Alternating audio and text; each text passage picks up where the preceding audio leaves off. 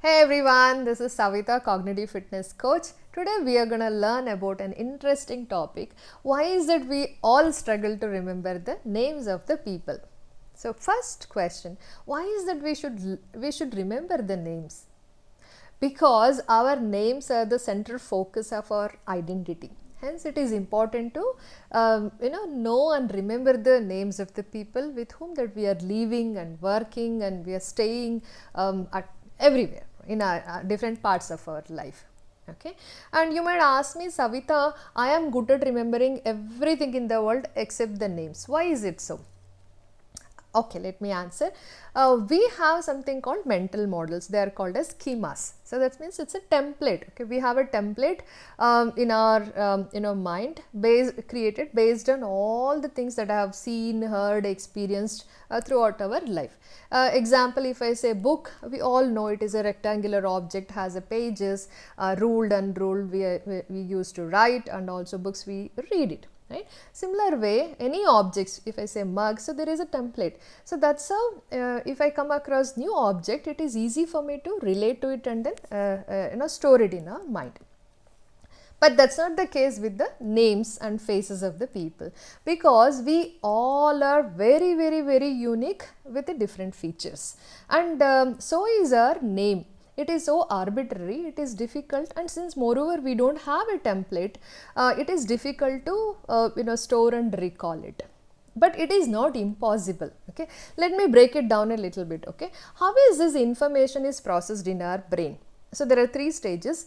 One is sensory memory, short-term memory, and long-term memory. So sensory memory is what is the information we receive through all our senses, right? That is called sensory memory. So sensory memory is like a waiting room of our brain. There the information stays for a very split of a seconds. Okay, and after that, if we pay attention, let me repeat it again. If we pay attention, it moves to the short-term memory. So short-term memory is like a mental sticky note. Okay, it stays it holds information for a couple more seconds, to be precise anywhere between 3 to 20 seconds. And again, disclaimer is it has a limited capacity. Short-term memory. Okay, so and also with respect to the time, if you are not really paying any attention, the information or the name of the person just slips away. After that, you really cannot do anything. Now, okay, so short-term memory, if you want that name to be permanently stored, it has to go to the long-term memory. So long-term memory is something like the hard drive of the computer. So now let me ask you, what is the storage of our brain? How much information it can store? That's a question for you. Please do answer it in the comments below. Okay, so now the information from short-term memory to the long-term memory doesn't move automatically. It requires some bit of an effort. Okay, now let me talk about what are the mistakes that we are doing while remembering these names. So whenever we are meeting somebody, most of the time we are distracted. Okay, so we go through a interesting syndrome called next in the queue syndrome. What does it mean? Most of the time we are thinking what to answer next, how do I introduce myself, what to say, what not to say, how to make a good impression, right?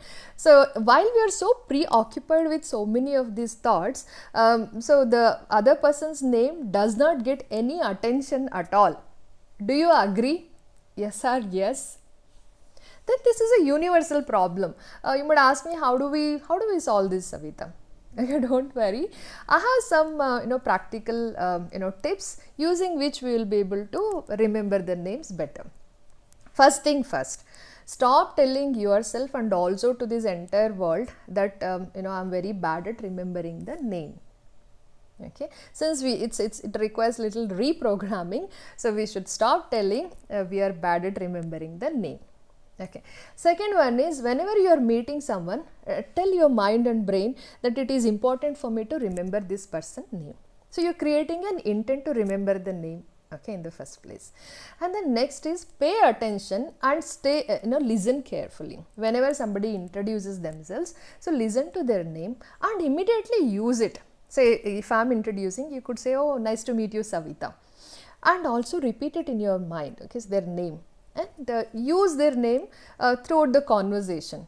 But don't make it a point to use it at the end of every liner. It might sound very odd. Okay, and next tip. So this has been very useful for me, but you should genuinely use it. Okay, so if you find their name very interesting, you could say so. Oh, your name is so beautiful, or it's very interesting.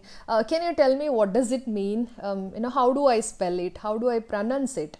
Right? But genuinely ask and don't fake it. Okay. So it's not only helping you to remember their name, it is also helping you to build rapport. Okay. So the next one is find one or two unique features in that person. It could be their smile or eyes or whatever, some unique feature in that person, and try to relate their name to the feature and make a small story, interesting story, and store it in your mind. Okay. Next one is you can also try to visualize their name on their forehead and take a mental picture and store it. These two are actually quite effective because storing and recalling visual images, visual information, and also story form of information is really helpful to recall compared to pure textual or number format of it. It is a proven thing. Okay, and last one is you can write down their name in your journal. Maybe you can make a small note about it as well. Okay, and at the end of the day or at the end of the week, try to recall how many people that you have met, what are their names, and if you forget, you can always go back to your journal to see whose name that you have missed. Okay, and there you have it. These were some of the practical tips that I wanted to share. If you practice this consciously, I am sure you will be very pro in no time in remembering the names. Okay, why we should remember? Because name is the sweetest word to any person in this world. So for you and as well for me. Okay. Thanks for watching. If you found this video helpful, don't forget to like, share and subscribe, and drop me a comment if you have any further tips or questions about mind and memory and cognitive fitness. See you soon. Bye bye.